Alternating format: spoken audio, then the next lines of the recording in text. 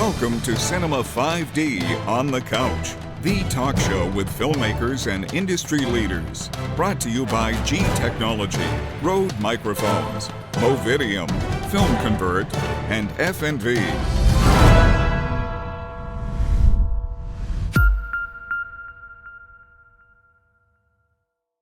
So what's another project you're working on? Well, there's several. Luckily, with Fox, for example, they asked me to come on a project, which I can't mention the project, unfortunately, but it's a cool project. It's a science fiction project. They got me on board to work on spec on writing a project with them, which is cool. Get to work with Fox. It's awesome. And also, while Project Kronos is in development, I started to do different proof of concepts. So I did several, but then I decided to work on one that was, again, focused more on drama. I really wanted to push myself as a director to work on drama and live action, because I didn't want to just keep doing VFX films, because I've done that already. People know that already. I know I can do VFX. As a director, I want to do stuff that I'm not comfortable doing. I want to break outside my comfort zone, because to me that's more exciting. It's stuff that I would lose sleep over, which is good. And I wrote this idea called Sync, which is the trailer that came out. Well, it's coming out in a couple of days from now. Let's watch it. Well, yeah, let's watch it. It'll be easier.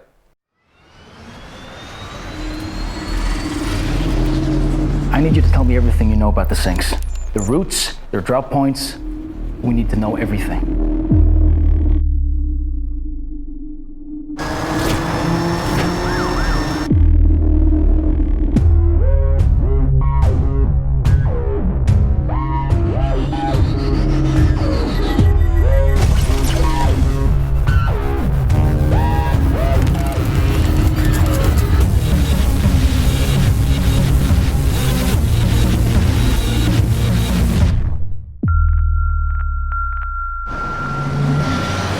I will find you.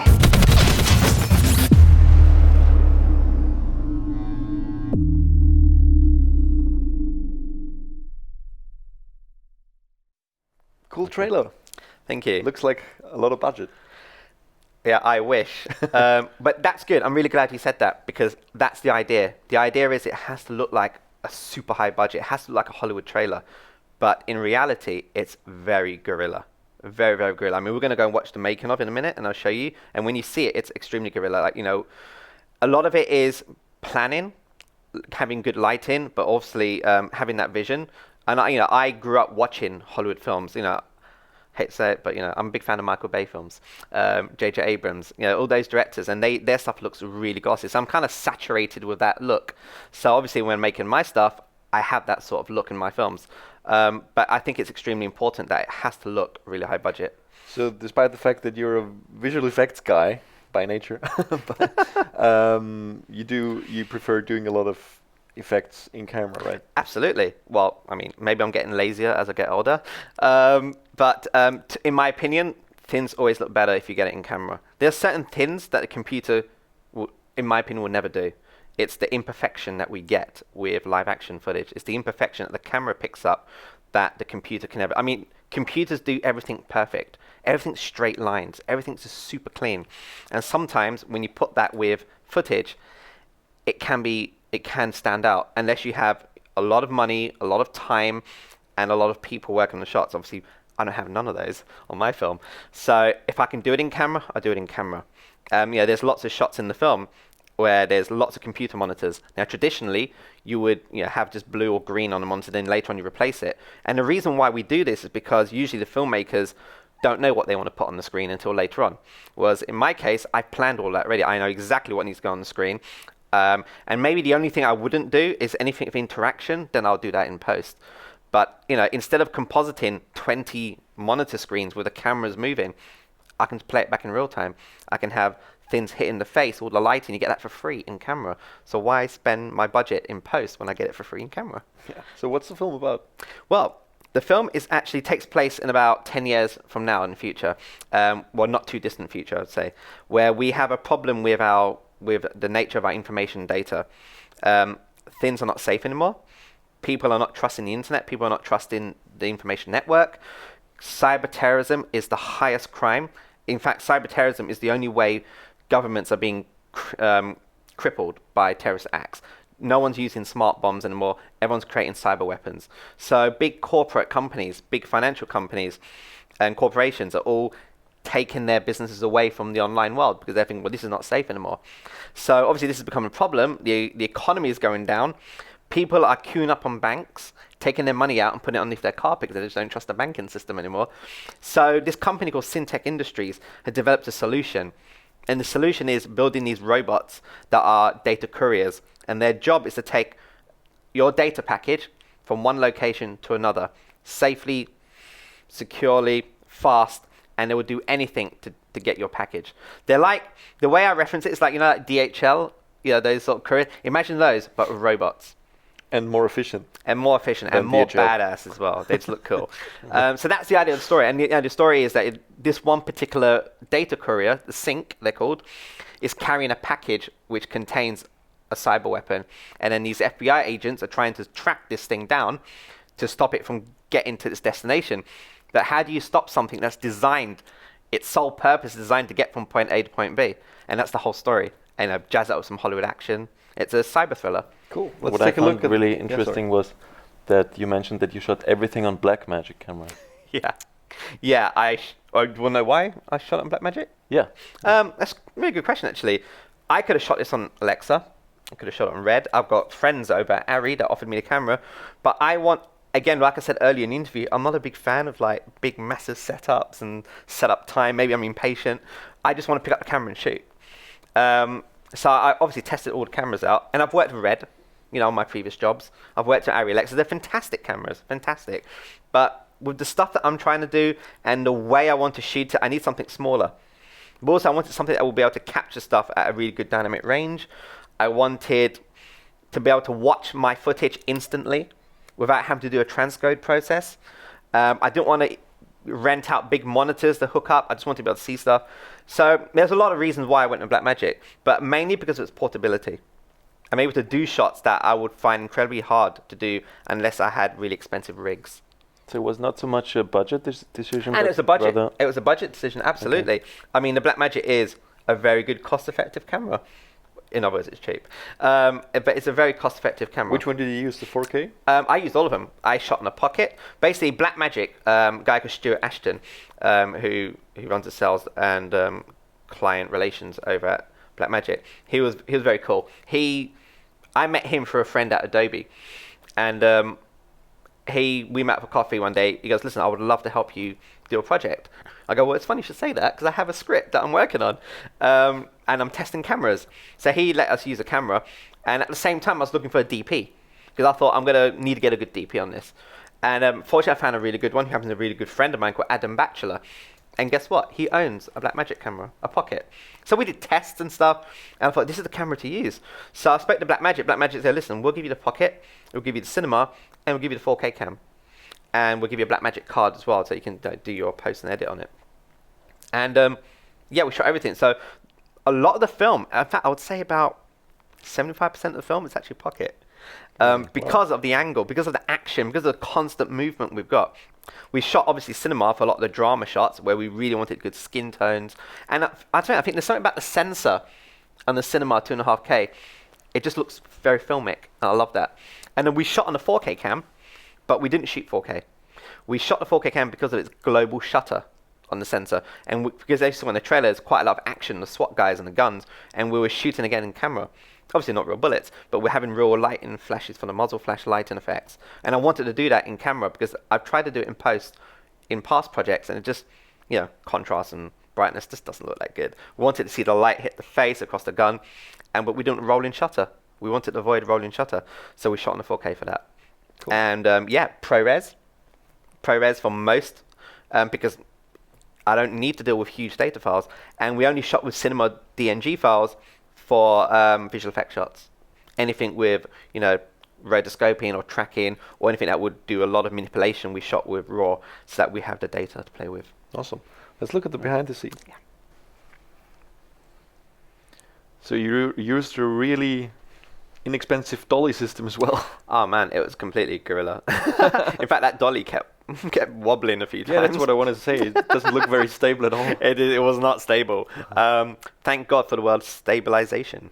But But we shot a lot of location. There was a lot of different locations, and a lot of the time we were using the lighting that was available to us. This is one location that we shot where it was like a technology conference, and it's very dark with blue lights. And again, I was very surprised that the Blackmagic handled low-level lighting pretty well. I mean, yes, it's a little bit grainy at times, but we lit the shots a little bit brighter than we need to. Then we can darken it down in post. We kind of overexposed quite a lot of things. And again, you see stuff in the background. We're playing a lot of graphics in real time. Because this is low-level lighting, we knew we couldn't get good keys on the hair. So we had the graphics play in real time. And it also looks good. So you see it on her face. Things like this. This is all stuff that we shot on Cinema DNG, raw files. Because we had a lot of rotoscoping. You probably noticed there's no green screen there. I'll try to avoid green screen if I can. So how did you? We do a lot of luminance key. So because the sync is black and the background is quite white and grey, we're able to do good luminance key, and also lots of rotoscoping as well. Sometimes you're better off rotoscoping a shot than keying it, because there's so much work involved in keying because of the spills, lots of spill across the reflections. You just rotoscope it. Of course, you bring all that knowledge from VFX. From VFX, exactly. And all the right shots. onto the set. That's Exactly. really, really helpful. Yeah. Yeah, and as we said before, you combine it with the experience you gained in production already, because Absolutely. that's the problem sometimes when you bring somebody on set who is in visual effects but never worked on a set. That exactly what you said at the beginning, that you were expecting this to be easier, to shooting this in camera, to working with actors, but when in reality, there's all these components that go together, and especially Absolutely. the moment a lot of people are involved, it just gets complicated. Yeah, and the minute you have a big crew, the big lifesaver is having a first AD. Exactly. Someone that just keeps it all in control. Because I could go and shoot forever.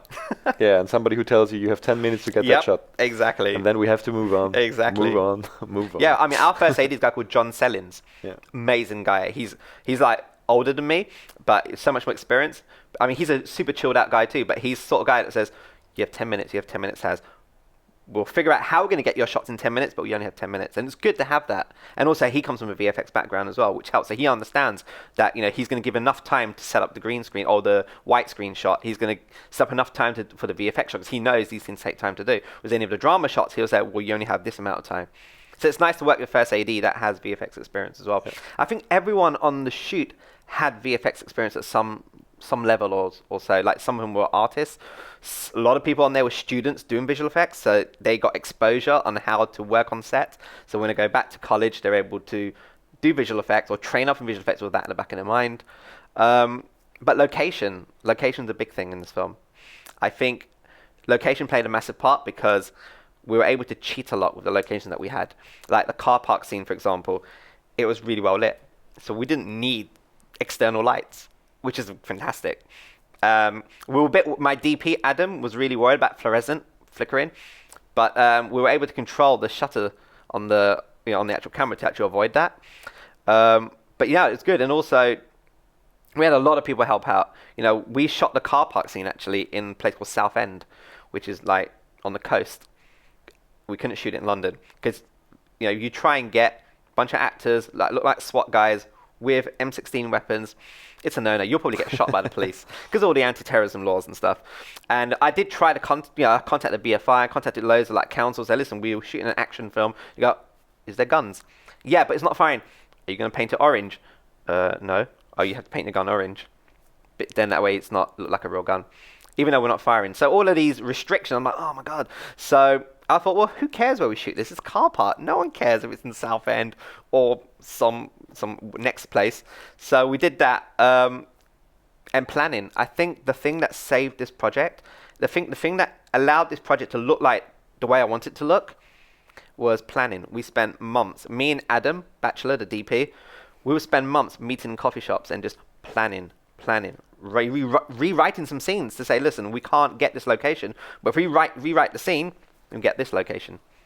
How long is the final film going to be? Final film, I mean, current cut, I'm currently editing, but the current cut's come up to 15 minutes. I think, realistically, it'll probably end up being about 12 or 11 minutes. Obviously, you're used to working with different kinds of cameras. Did you feel that the Blackmagic cameras had some kind of limitations too? Yeah, I mean, like with most cameras, there is pros and cons, right? I think the con for me, thankfully the con is not an image thing, was there have been times where we really wish we had a separate battery to connect up, but we always had to be connected into the power source. And especially a lot of the shots where we were moving the camera a lot, we're like, we only have like an hour, maybe, or 20 minutes, maybe 20 minutes to shoot the shot before the battery conks out. So we had to constantly keep charging. I think that was the only limitation. Yeah, I mean, apart from that, it works like most other cameras. I mean, in my opinion, you have good lenses.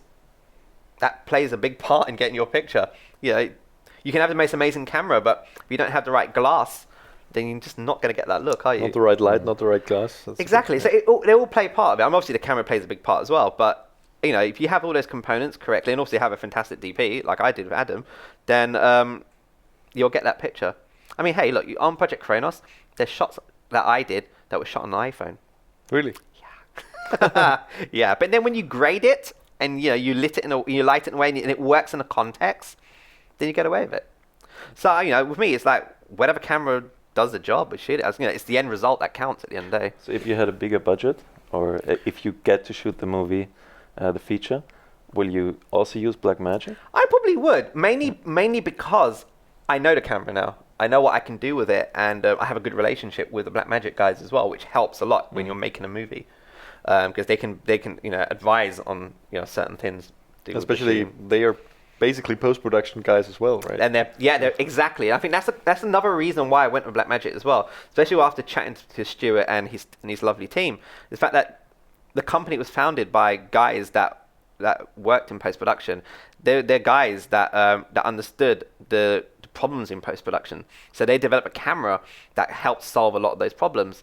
And so to me, I felt like whenever I was chatting to Blackmagic, I wasn't really talking to a camera company. I was actually talking to someone that understood post, more like a collaborator, if anything, a technology collaborator. And that plays a big part, being a filmmaker, that I'm able to go to a person like Stuart or his team and say, you know, how would we do this, or can we do this? And they will give really good advice. Yeah, it's funny that you say that, because some of the troubles that we have when we try shooting with the Blackmagic camera, for example, me or Johnny coming from documentary background, it's really hard to apply this camera to documentary workflow because of the battery issues, because of monitoring and stuff like that. Yeah. But for visual effects, obviously, with the global shutter and everything, you have a lot of advantages over the rolling shutter, Absolutely. the compression, all that kind of stuff. That is not really an issue, you know, with factual. Yeah. And also, I love the fact that, you know, because I edit in Adobe Premiere. Yeah, I'm a massive Adobe advocate. Again, only since last year, actually. Before Kronos, I used Nuke for my compositing. I used a lot of the other, like Maya for 3D, and I would edit in Final Cut.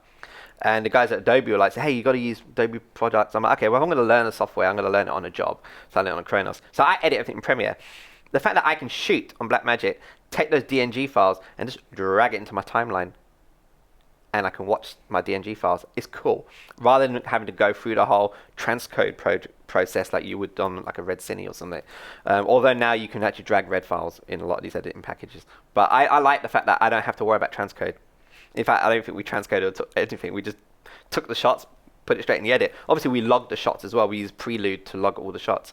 But I like that flexibility. And ProRes, I mean, you know, I used to think, well, ProRes compression. It's very good.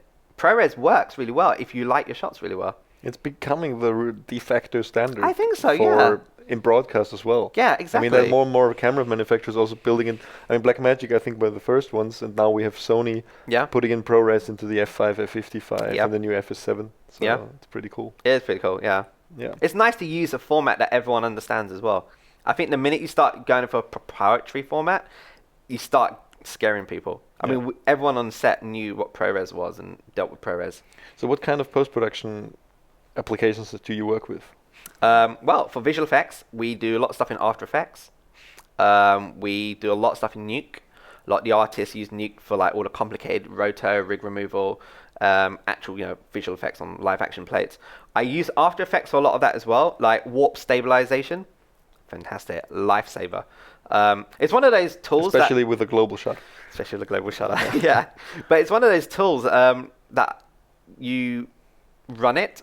If it works, great. If it doesn't work, forget it. Try something else. The problem I have with it, it's not keyframeable. No, it's not. Because you can only apply it to full clip. Exactly. And sometimes you need it only for a portion of the clip, but you there's It's no way analyzing everything. you Yeah. can't, you have to trick with the edit and stuff like that. That's exactly. Yeah.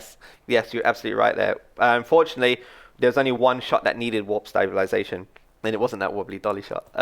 We just cut that. No, it was a shot where me and Adam were on the sort of like a fake Steadicam, and we're just following the guy. Obviously, we didn't have a Steadicam due to budgetary reasons, so we shot it as still as we could, and then we used the warp stabilizer to stabilize it. The problem that I find with warp stabilizer sometimes is you get the distortion, the wobbly effect, that that doesn't really work. So yes, that's the only time. But yeah, so Nuke for all of the compositing, After Effects compositing, Premiere for editing, Resolve for grading. Resolve played a big part in this. In fact, I'll touch on that in a minute. But with the new release of Resolve 11, we can do editorial, we can do grading. So what I would do is this is the first project actually that I had an editor on board.